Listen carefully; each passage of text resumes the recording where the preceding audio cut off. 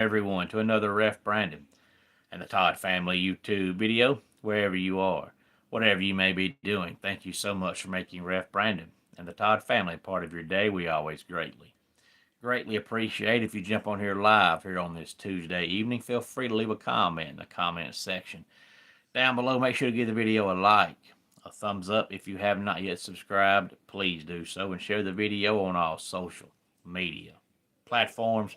Tonight we're going to talk some college basketball and we're going to talk some college football. Now, I've already did a video where I did nothing but talk about transfer players, and I talked about the ones that were leaving and had already announced where they were going.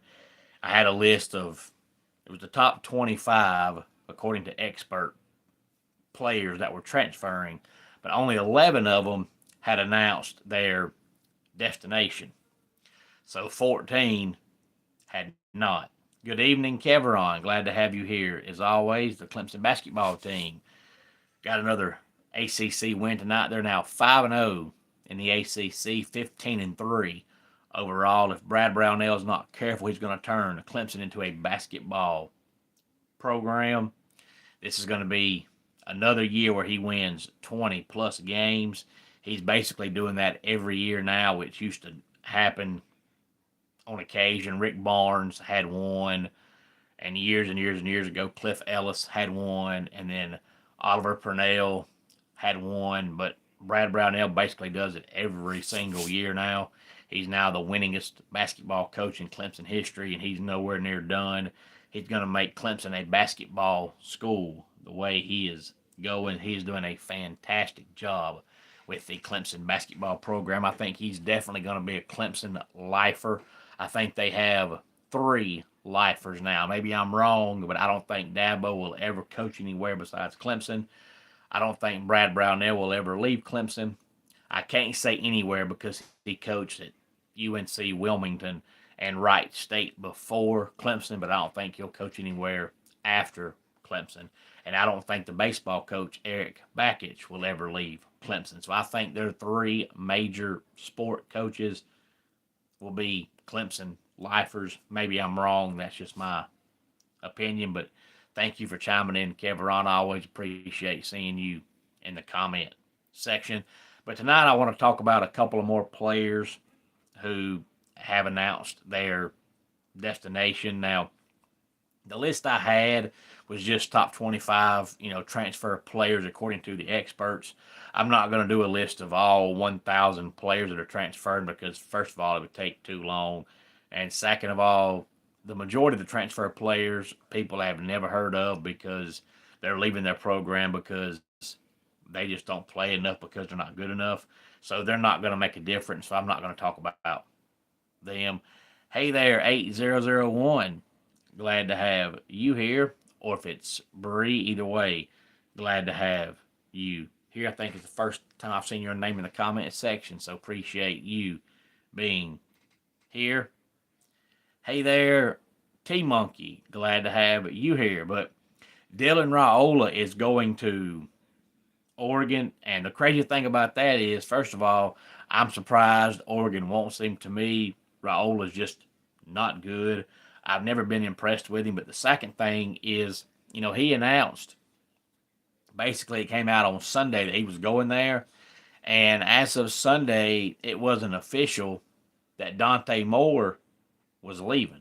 So I don't know if somebody at Oregon told Dylan Dante was leaving, or if Dante himself told Dylan he was leaving, or if Dylan just said, you know what, I'll go there, and if he leaves, I'll start. If not, I'll be the backup. But it's hard to believe he would leave Nebraska as a starter and go to Oregon as a backup. But I think if Moore returns, he'll be the quarterback.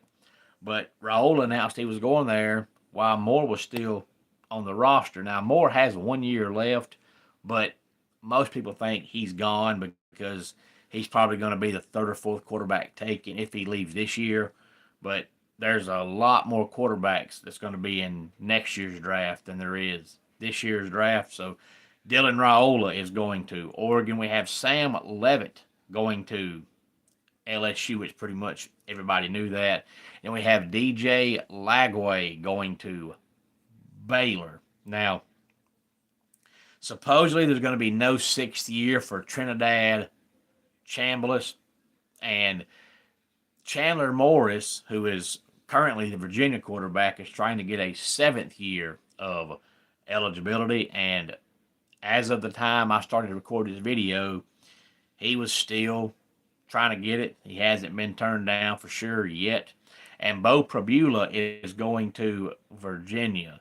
A lot of folks thought that he would follow James Franklin, the former Penn State coach, to Virginia Tech, but he's going to Virginia, which tells me that even though Chandler Morris is trying to get a 7th year, either he's not going to get it, or if he does get it, he's not going to Virginia because Bo Prabula is not going there to be a backup quarterback. But I'll never understand the eligibility thing. It's never made sense to me. I don't understand how, if you're an everyday person like myself, if I was all of a sudden decide, hey, you know what, I'm going back to school. I'm going to go to college to be, whatever. You got a 2-year diploma, 4-year diploma, 6-year diploma, whatever. And that's how long you're in school. But if you're an athlete, you can stay 10 years, and I don't understand it. You should get 4 years to play football, basketball, baseball, whatever you play. Now, you can do it ever how you want to. You can do it as a freshman, sophomore, junior, senior, or you can go to college, do your freshman year, do your sophomore year. When your junior year starts, oh, I think I'll play basketball now, whatever, and then start. But I'm sorry, it ain't right for everyday people to go to college to get to go to college while they do their diploma, and that's it. But if you play a sport, you can go for 10 years. It makes zero sense to me. They should get 4 years to play whatever sport they play in, and that's it. And now you've got basketball players who are 30-something years old wanting to come back over here after playing overseas and play college basketball. 30-plus-year-old men have no business playing college basketball. That is the dumbest thing I've ever heard in my life. But on to a little bit of college basketball. Of course, the AP poll came out yesterday. The number 1 team is Arizona. And then we have Iowa State, UConn, Michigan, Purdue. 6 through 10 is Duke, Houston, Nebraska, Gonzaga, and Vanderbilt.